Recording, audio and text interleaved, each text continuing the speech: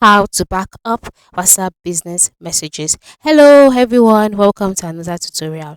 In this video, I'm going to show you how to back up WhatsApp business messages. So how do you back this up? It's simple. The first step is to log in into your WhatsApp business account, just like I've done here. And once you've done that, move to the top right corner of your screen, click on the three vertical dots that you can see there.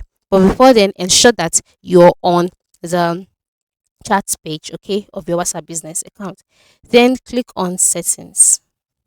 On the settings page, the next step is for you to scroll down to the chats tab and click on chats. On the chats page, scroll down until you can see chats backup, and you will be brought to your chat backups page. So on this page, you can see the option for you to back up your chats here. So click on backup, and then once you've done that, a backup will start automatically, and you can also enable the auto backup to schedule regular backups if you want it to be regular. So that is it. This is how to back up WhatsApp business messages. Thank you for watching and do have a great day.